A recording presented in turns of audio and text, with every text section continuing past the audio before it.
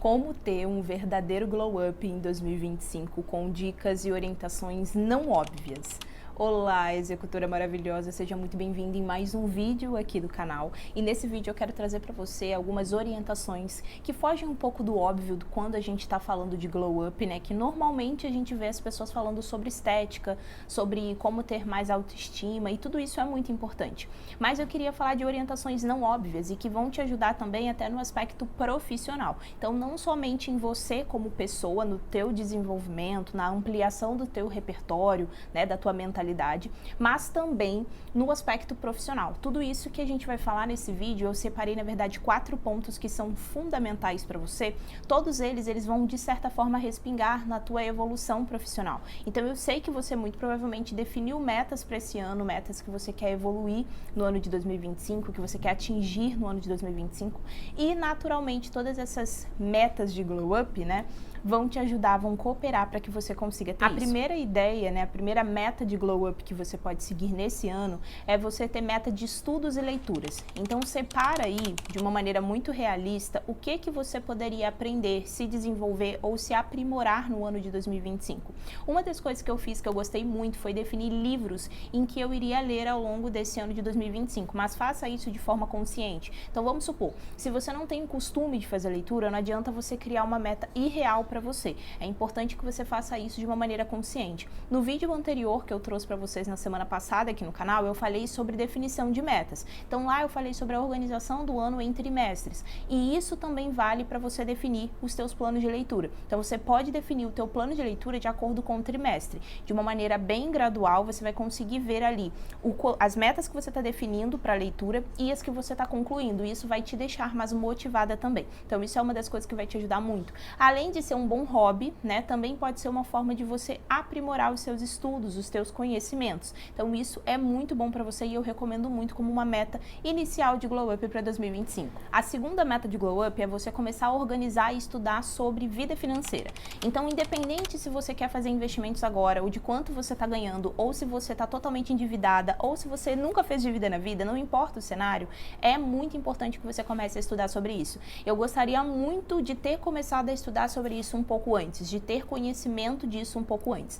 Quando eu comecei a buscar sobre esse tema, né, eu percebi que eu tinha várias crenças com relação ao dinheiro, que eu não sabia administrar bem meu dinheiro. Na verdade, eu não fazia ideia de fato nem do que era o dinheiro. Então, eu tinha uma perspectiva totalmente errada sobre aquilo ali e como administrar. Então, se você tem uma visão errada do dinheiro, você naturalmente não vai conseguir administrar ele bem. Então, quando eu aprendi isso, eu comecei a olhar para a Bíblia também. Eu falo muito sobre empreender à luz da Bíblia e eu fui percebendo na Bíblia vários ensinamentos de como fazer uma boa gestão e administração dos recursos que Deus me dá. E ali eu percebi a importância de entender o papel do dinheiro e como fazer, né, e usar dele como uma ferramenta eficaz para aquilo que eu precisava fazer na minha vida, para me desenvolver, para poder servir a Deus também. Então, entender isso aqui vai mudar muito o teu jogo. Então, estude mais sobre isso, organize as suas finanças, vê tudo que você está devendo, vê todos os cartões que você tem, o quanto que você está gastando no quê, faça uma planilha se você puder, mas se você não tiver habilidade com planilha,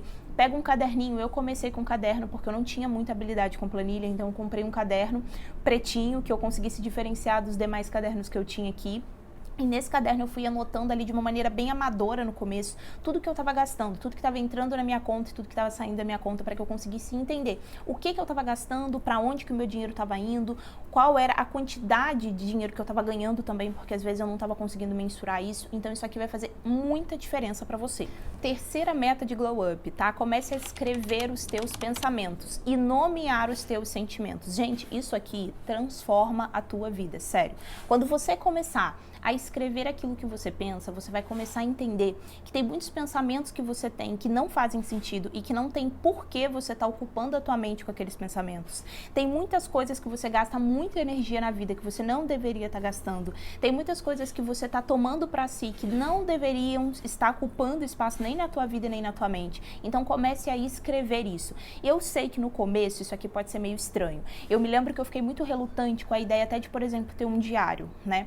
Porque eu achava achava que isso era uma coisa muito adolescente, né? Você ter diário, já tô velha, enfim, já sou mãe, já sou casada, ter diário é uma coisa meio nada a ver. Só que isso aqui vai muito além de você querer falar dos teus devaneios ou ficar querendo falar sobre a sua própria vida. Mas é muito sobre você trazer em palavras aquilo que está sendo uma confusão mental. Eu vejo muitas empreendedoras falando sobre isso. Ai, Josi, eu tô com excesso de informação, é muito conteúdo, eu não tô conseguindo organizar a minha mente. E ter um local onde você vai despejar esses teus pensamentos, despejar as tuas ideias, escrever mesmo a verdade nua e crua de tudo aquilo que está se passando na tua cabeça, vai te dar uma paz terrível. Você vai perceber como que é muito bom você tirar o peso da sua mente e colocar num papel. Então, gente, isso aqui é completamente transformador. Claro que você pode usar outros hobbies para fazer isso. Então, por exemplo, eu faço isso também através da pintura, através do desenho. Então, são vários outros hobbies que eu utilizo para tirar um pouco daquilo que está na minha mente, né, para descarregar aquilo que está na minha mente. E escrever isso fez total diferença para mim. E trazer nome para o teu sentimento é muito importante, porque muitas das vezes a gente tem uma ideia, um pensamento, só que aquilo gera, na maioria das vezes, uma sensação. Então, você às vezes não sabe descrever o que você está sentindo. Você não sabe se você está com medo, você não sabe se você está ansiosa, se você está insegura, se você não sabe. Então, trazer e dar um nome para esse sentimento que você está tendo naquele momento é muito importante para que você tenha clareza daquilo que você está sentindo, do que está se passando dentro de você. Então, nesse ano, tente ter esse exercício para que você consiga se entender melhor, entender o que você está pensando e também traduzir esses pensamentos e como eles estão refletindo nos teus sentimentos. Então, isso aqui vai mudar totalmente a maneira como você se posiciona diante da vida também. O último, mas não menos importante, é você conseguir identificar e não repetir ciclos e hábitos destrutivos na sua vida. Então, se você tem, por exemplo, um hábito que você percebe que não é tão bom assim, ou que você percebe que aquilo tira o teu tempo, aquilo rouba a tua atenção, por mais que seja óbvio, gente, a gente sabe aquilo que nos faz mal, só que a gente não consegue quebrar aquele ciclo.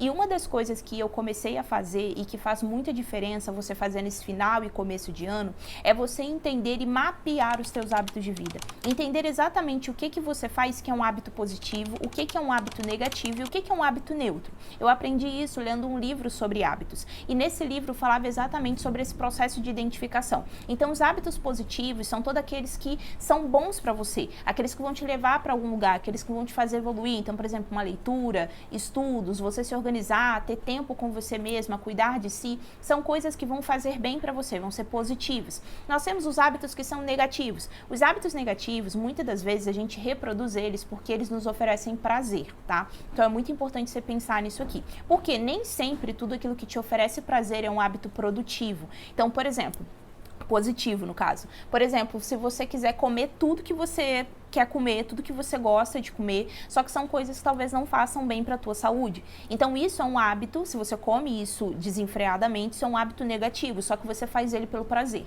A mesma coisa é rolar rede social, a mesma coisa é série, entretenimento em excessos, tá, gente? Se você faz isso em excesso, se torna um hábito negativo. Então aquilo que num princípio, né, aparentemente era positivo para você, começa a se tornar negativo e começa a te fazer mal. E ter esse mapeamento de hábitos sendo feito continuamente, tá? Então, se você periodicamente começar a se analisar e perceber o que você está fazendo, o que é positivo, o que é negativo, isso vai mudar muito o teu jogo. E existem os hábitos neutros, são aqueles que são naturais, né? Que a gente já faz, por exemplo, tomar um banho, são coisas que são rotineiras, tá? Então, comer uma comida, vamos pegar um outro hábito neutro, organizar seu rosto, limpar, fazer uma skincare. Então, tudo isso são exemplos de hábitos neutros, mas que também para algumas pessoas podem ser hábitos positivos. Mas é importante você enxergar quais são esses hábitos neutros que você tem também. A partir daí, você vai conseguir ver o impacto disso dentro da tua rotina e dentro do teu dia a dia. Você vai conseguir perceber exatamente se você está tendo mais hábitos neutros, se a sua vida está meio mais ou menos, se você está tendo mais hábitos positivos